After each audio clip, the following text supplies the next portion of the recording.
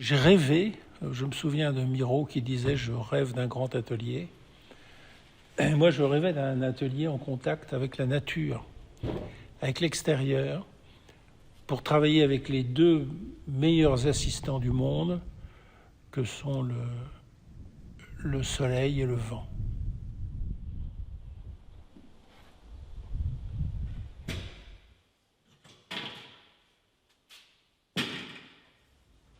Alors c'est vrai que cet atelier, j'en ai rêvé si longtemps, travailler à l'extérieur, comme ça, dans une sorte d'enclos dédié. Et j'ai pu l'organiser en prolongement de mon atelier d'intérieur, ce qui était confortable, parce que si la pluie ou la tempête survenait, je pouvais m'abriter facilement.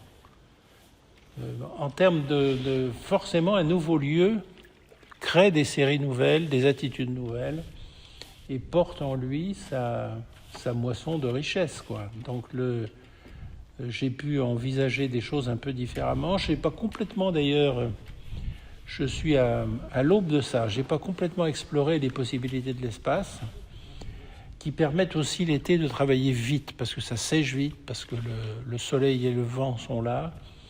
Et j'ai envie de travailler vite. J'ai toujours pensé que la vitesse était un élément de création formidable.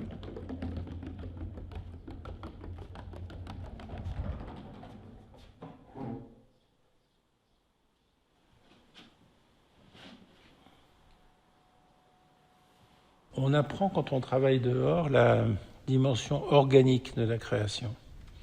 C'est-à-dire l'aboutissement de ça serait de travailler sur une plage, par exemple, d'entendre la mer, d'utiliser des éléments, des cailloux, des algues qui seraient sur la plage, faire un atelier sur la plage, et ce serait pour moi peut-être l'atelier ultime, l'atelier nomade ultime.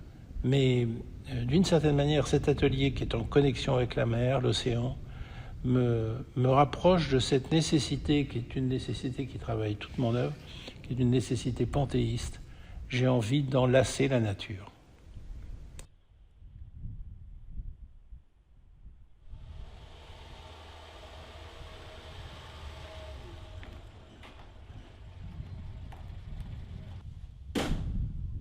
Et il y a peu d'artistes, encore que l'impressionnisme dit le contraire, mais qui travaillent avec la nature, qui ont envie d'aller à l'extérieur, de sentir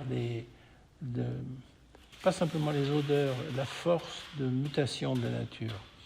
Et évidemment, quand on est pris mentalement par un désir panthéiste, comme ça se voit dans son geste, ça se voit dans finalement la peinture. Le tableau devient une célébration de la nature, ce qui pour moi est une sorte d'aboutissement ultime. La vérité de notre présence au monde, c'est la nature.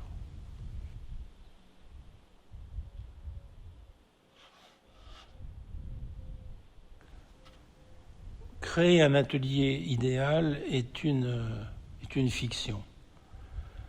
L'atelier, comme la qualité des pinceaux, la qualité des toiles, tout ça ne résout rien. La solution est intérieure. Mais on peut trouver des moyens d'y parvenir plus rapidement, plus simplement.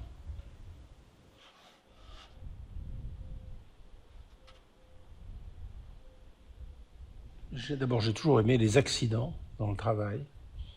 Les accidents comme, en effet, des tableaux qui tombent parce que d'un coup, il y a une bourrasque, une petite pluie qui traverse le tableau, une petite bruine, comme ça. Pour moi, ce sont des événements qui enrichissent l'œuvre, qui enregistrent les perturbations de la nature. Le mot perturbation ne convient pas dans ce cas de figure parce que il faut l'accepter mentalement, mais c'est plutôt des petits accidents qui ouvrent des pistes.